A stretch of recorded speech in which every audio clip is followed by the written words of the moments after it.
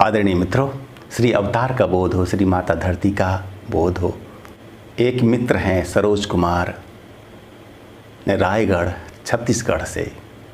वे सवाल करते हैं कि आचार्य जी, श्री कल्कि भगवान की विवाह व्यवस्था पर विचार क्या है?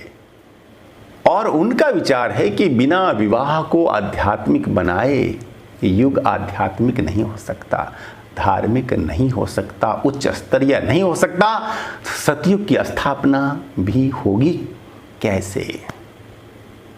वे कहते हैं कि विवाह ही सृष्टि का मूल है और विवाह को आध्यात्मिक बिना बनाए दुनिया आध्यात्मिक नहीं हो सकती। वे कहते हैं आगे, हर व्यक्ति में ही अर्धनारीश्वर है। यानी हर व्यक्ति, स्त्री हो या हो पुरुष, दोनों में ही होते हैं युग्म। स्त्री के व्यक्ति जो भी हो, स्त्री हो या पुरुष हो, दोनों में ही स्त्री पुरुष के होते हैं युग्म। सबके अंदर है, वही है अर्धनारीश्वर। आपने भगवान भोलेनाथ और माता पार्वती का वैसा चित्र जहाँ तहाँ देखा होगा, जिसमें आधे शिव हैं, आधी हैं माता भवानी। तो ये कहते हैं कि वैसा ही स्वरूप अभ्यंतर से सबका होता है और बिना समझे इस तथ्य को, रहस्य को, बिना विवाह को आध्यात्मिक बनाए युग आध्यात्मिक होगा कैसे? सतयुग की स्थापना हो नहीं सकती। यह विचार है सरोज जी का। अब दोस्तों, इस पर विचार लेते हैं और फिर इसके बाद श्री कल्कि अवतार के विचार क्या है विवाह व्यवस्था पर। सतयुग में विवाह होंगे कैसे, इस पर भी हम आपको आगे बताने वाले हैं। आप वीडियो को लास्ट तक देखेंगे और वीडियो को शेयर भी करेंगे। मैं धर्मदास उदासीन आप सबका स्वागत करता हूं। दोस्तों, यह ठीक है कि हर व्यक्ति ही अर्धनारीश्वर होता है।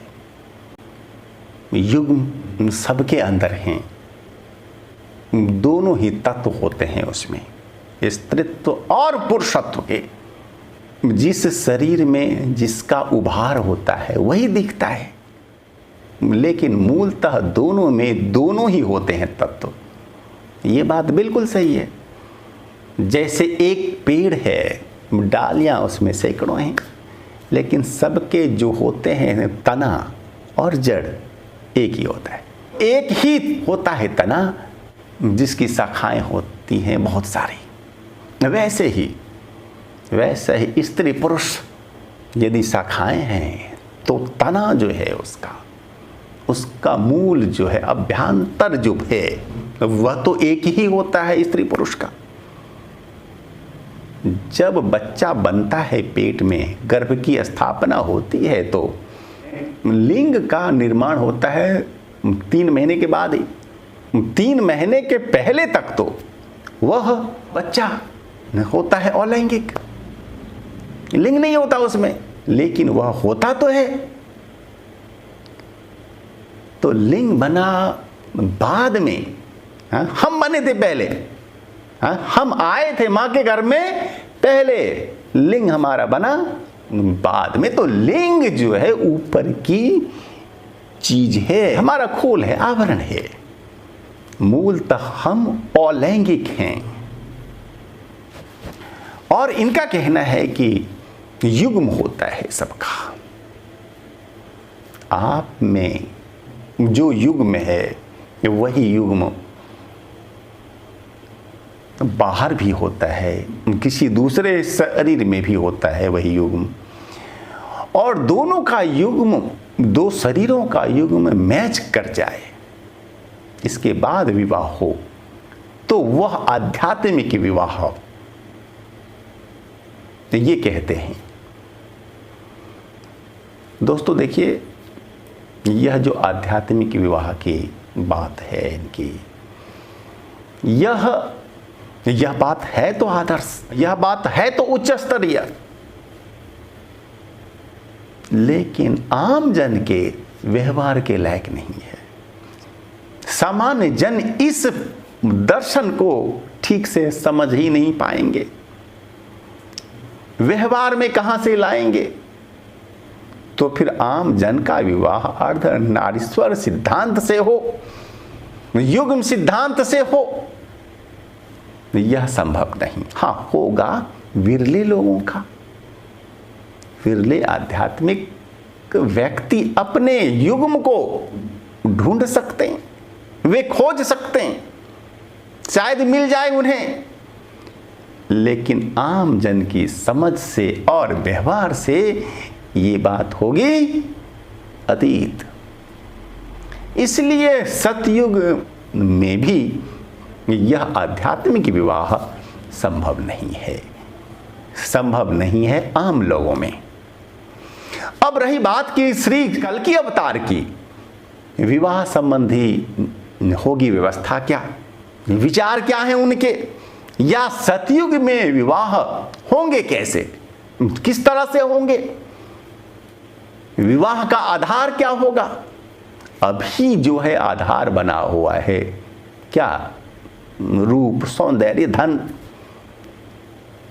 अभी विवाह का आधार क्या है, लोग रूप देखते हैं, लड़का लड़की ठीक है ना, रूप देखेंगे और धन देखेंगे। तो आज रूप और धन से विवाह होता है, लेकिन क्या सतयुग में भी, आने वाले नवयुग में भी क्या विवाह के ये दो ही आधार होंगे या कुछ और होगा। इस पर श्री अवतार के विचार क्या हैं, ये अब हम आपको बताने जा रहे हैं। आप लोग ध्यान से सुनेंगे। आपने सुना है नाम वर्ण का, जानते क्या होता है वर्ण? वर्ण व्यवस्था सुने? हाँ, शायद सुने हो, लेकिन वर्ण माने सामान्य लोग समझते हैं जाति। जाति व्यवस्था वर्ण व्यवस्था नहीं है। जाति व्यवस्था को मैं भी अच्छा नहीं समझता, लेकिन ये जो ऋषियों की थी वर्ण व्यवस्था, यह उत्तम है। इससे बेहतर खोज मानव कर ही नहीं सकता, यह मेरा दावा है। वर्ण व्यवस्था को सामान्य लोग क्या, पंडित जन भी आज नहीं समझते ठीक से, तो सामान्य जन समझेंगे क्या?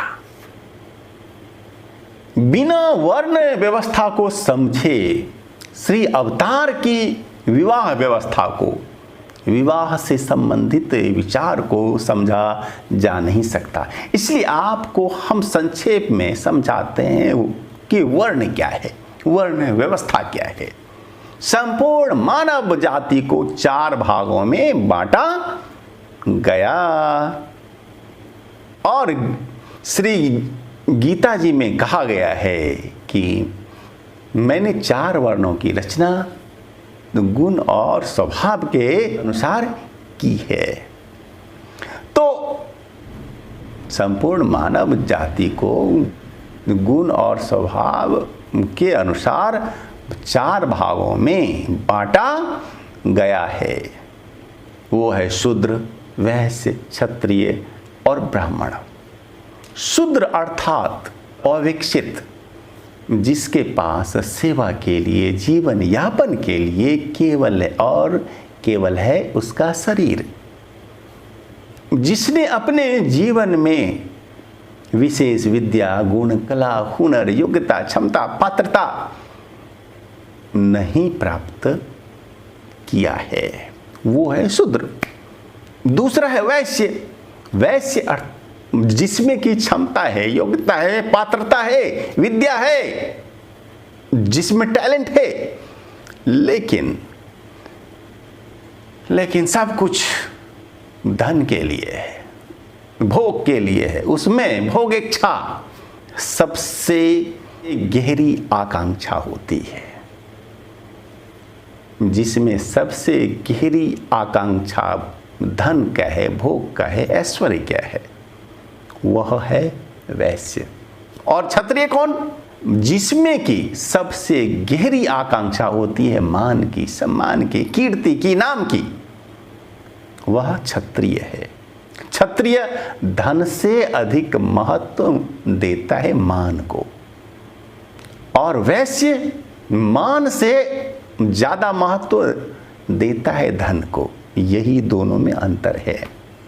और ब्राह्मण वह जो धन और मान से अधिक महत्व देता है लोक सेवा को, परमार्थ को, शोध को, खोज को, साधना को, धर्म को, अध्यात्म को जो ज्यादा महत्व देता है, वो है ब्राह्मण। जिसमें सबसे गहरी आकांक्षा है लोक मंगल, शोध, खोज, अन्वेषण, धन और मान से भी अधिक गहरी।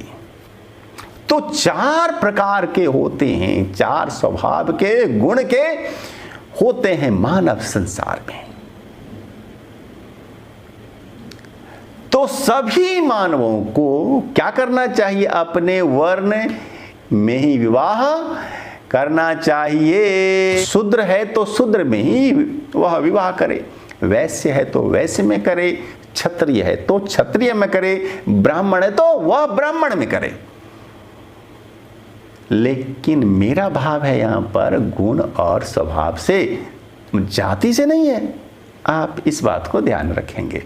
और हाँ, यदि वर्ण संकर होता है विवाह, यानी कि तो 2 वर्ण के लड़के लड़की का अगर होता है विवाह, तो फिर वर्ण संकर होंगे बच्चे उसके,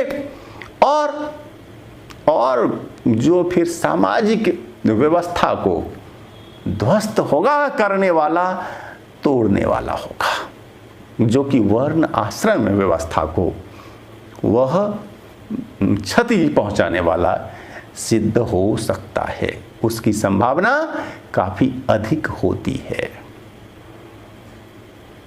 तो श्री कल्कि अवतार की जो विवाह संबंधी है योजना, वो है कि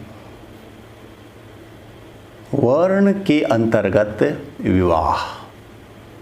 यदि वर्ण के ही अंतर्गत होता है विवाह, तो जीवन अधिक सुखद, सार्थक और संतोषप्रद हो पाता है। सामंजस्य अधिक रह पाता है दोनों में, स्त्री पुरुष में अधिक सामंजस्य, सहयोग, सहकार होंगे और जीवन अधिक अच्छा होगा। पारिवारिक व्यवस्था भी अच्छी होगी, उत्कृष्ट होगी। विवाह ही तो आधार है घर का, परिवार का। तो मित्रों, आपने समझ लिया, श्री अवतार जो चाहते हैं वो ये कि एक वर्ण के लोगों की ही हो शादी। लेकिन आपका वर्ण है कौन सा, पता है आपको? बोलिए बोलिए, पता है? हमें नहीं लगता, शायद हो। तो वैसे भी लोग हो सकते हैं कि जिन्हें हो पता, लेकिन विरले होंगे। आप अपने वर्ण की खोज कीजिए, अपने आप को तौलिए, जांचिए, समझिए कि आपका वर्ण कौन सा है। इसमें हम आपकी सहायता अवश्य करेंगे। आप अपने प्रश्न, अपनी राय देंगे अवश्य, और फिर हम आपको आगे उसके उत्तर भी देते रहेंगे। धन्यवाद।